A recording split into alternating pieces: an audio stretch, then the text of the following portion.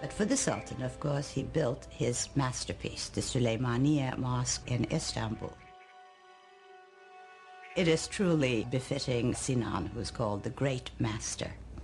These buildings were horrendously expensive, huge things that took many, many years to build, and a great deal of architectural talent and engineering skill and engineering experience.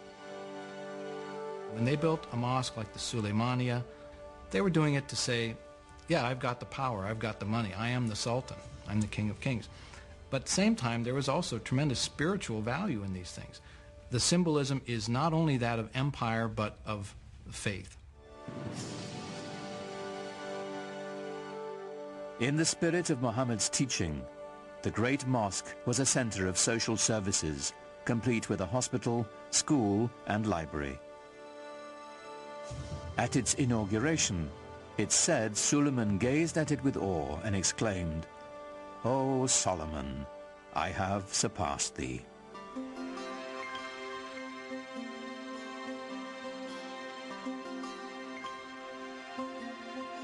No less impressive was Suleiman's palace.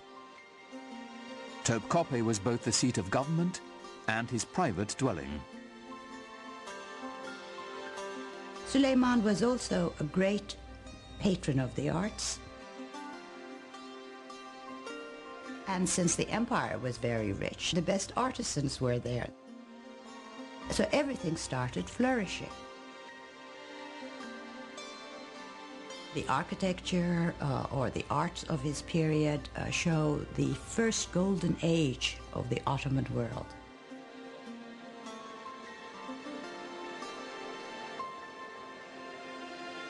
Everything that came out of his palace is exquisite.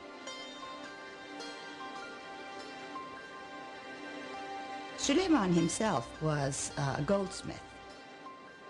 Ottomans believed that every sultan had to have a tangible trade. Being a sultan was not considered a practical or a tangible trade. And he was a very demanding patron, insisted on checking the work, even commissioned few things. And I think each artisan group or each corps working for the palace tried to outdo one another to please the Sultan, because to please him had wonderful rewards.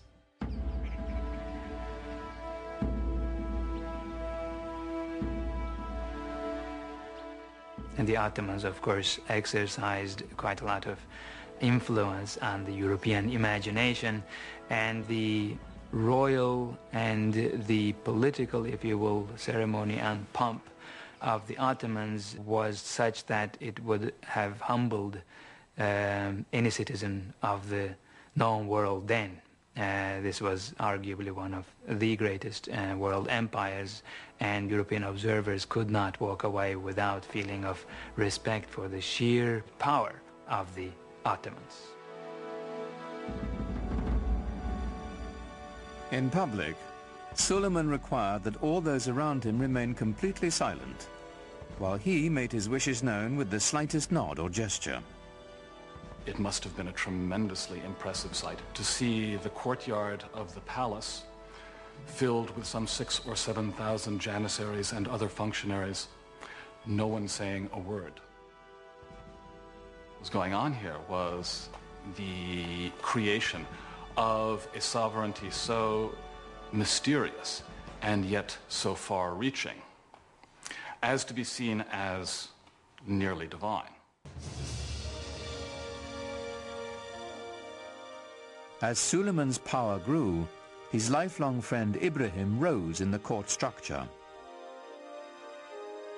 And Ibrahim Pasha, who became a Pasha later on, became his devoted Grand Vizier.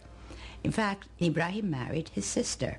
So they were not only good friends, they were also related.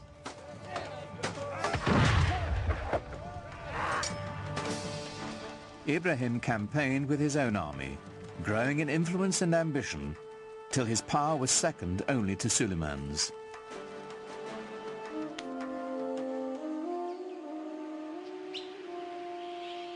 But for power and ambition, the secret world of the Sultan's harem had no equal.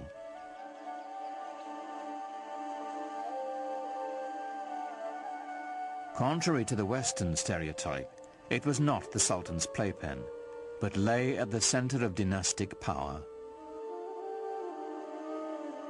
The harem was the private quarters of the Sultan. We tend to think of the harem as where the women live, but what it means is the place where you're not on display. Home is what it means. Islam allowed the Sultan 4 wives and many concubines.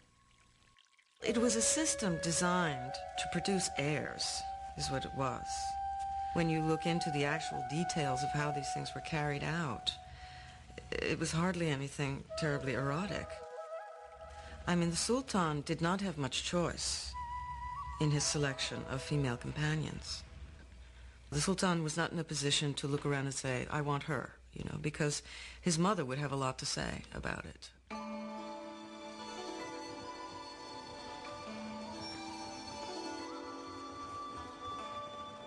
With his first wife, Suleiman had a son and heir, Mustafa. But while he was in his mid-30s, the Sultan fell deeply in love with a Slavic slave girl named Harem. In the West, we know her by a different name, Roxolana. Roxolana would bear him a rival heir and become Suleiman's most trusted confidant.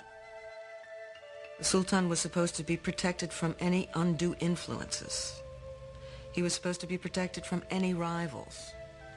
And in a way, this creates a vacuum around his person into which the harem life can enter. And so the fact that he was so protected works in a funny way to expose him to the influence of his female companions with whom he spent so much time.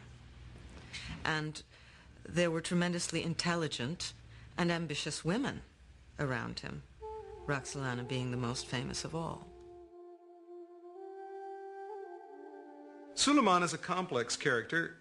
A man that we know from his own life was capable of the tenderest emotions, both toward his male friends and especially toward the great love of his life, his wife Hürrem Sultan, and toward his family as well. He had a number of extremely talented sons on whom he lavished a great deal of affection. Suleiman groomed his firstborn son Mustafa for power.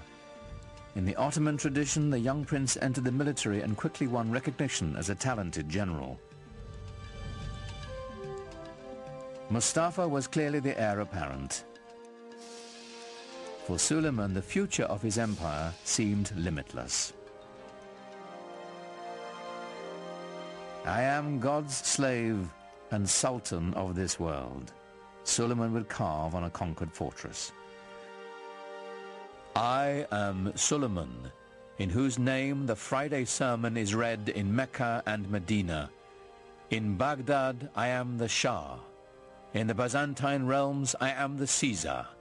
And in Egypt, the Sultan.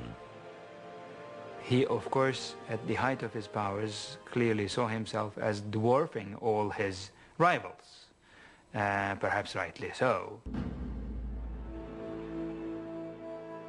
One of Suleiman's greatest rivals was to the east, the empire of the Persian Safavids. This was a Muslim enemy whose rival creed made them fierce antagonists of the Ottomans for centuries. The Safavids were also Turkic in their ethnic origins, and indeed spoke Turkish as a language of daily life. But they were moving into the Muslim world, unlike the Ottomans who were moving into the West.